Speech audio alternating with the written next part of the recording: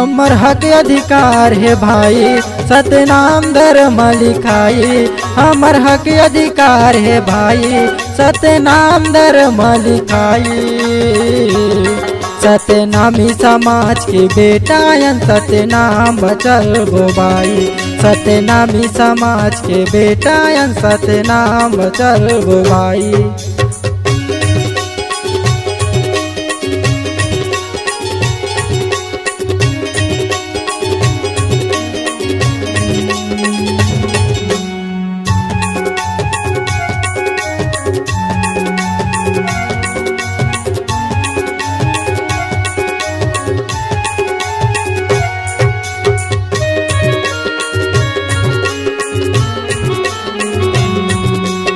हमर पुरखा सतनामी राजा गुरु बालक दार, गुरु बालक दार। सतनामी के हित बार सत्य करे प्रचार, सत्य करे प्रचार।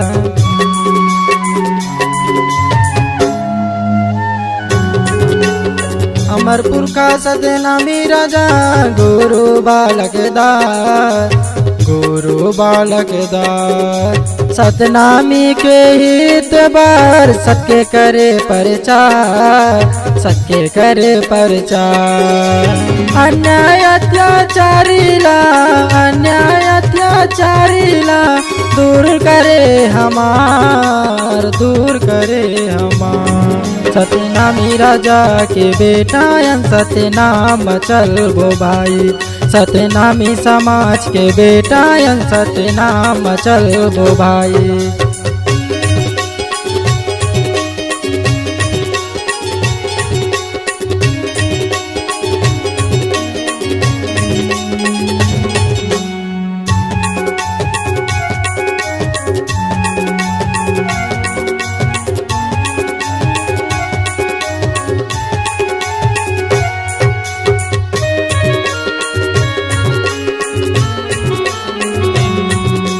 मानवता के पाठ पढ़ाए गुरु बालक दास, गुरु बालक दास।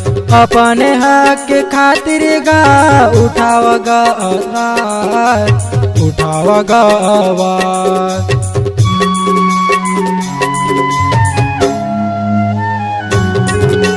मानवता के पाठ पढ़ाए गुरु बालक दास, गुरु बालक दास।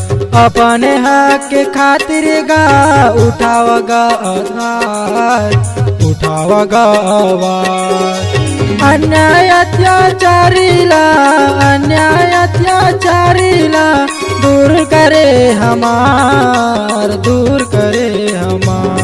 सतनामी राजा के बेटायन सतनाम बचल गो भाई। सतनामी समाज के बेटायन सतनाम बचल गो भाई।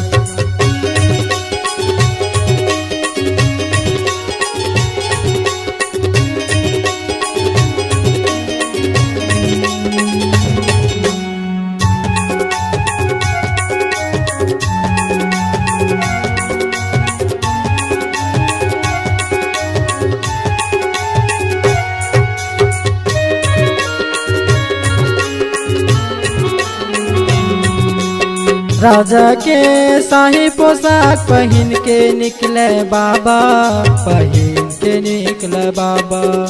दुलरुआ हाथिम करे सवार, मोड़ मसोहे पागा, मोड़ मसोहे पागा।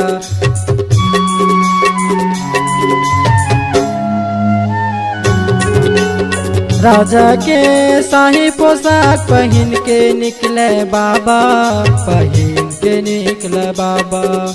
दुलरुआ हाथिम करे सवार, मोड़ मसोहे पागा, मोड़ मसोहे पागा। अन्याय अत्याचारीला, अन्याय अत्याचारीला दूर करे हमार, दूर करे हमार। सतनामी राजा के बेटायन सतनाम बचल गो भाई।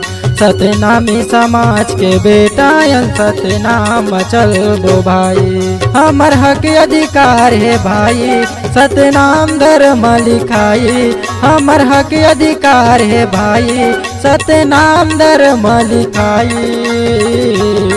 सतनामी समाज के बेटायन सतनाम बचलबो भाई, सतनामी समाज के बेटायन सतनाम बचलबो भाई, सतनाम बचलबो भाई, सतनाम बचलबो भाई, सतनाम बचलबो भाई। ही गाना सुनने के लिए हमारे YouTube चैनल को सब्सक्राइब करें और नए नए अपडेट पाने के लिए बेल आइकॉन को प्रेस करें।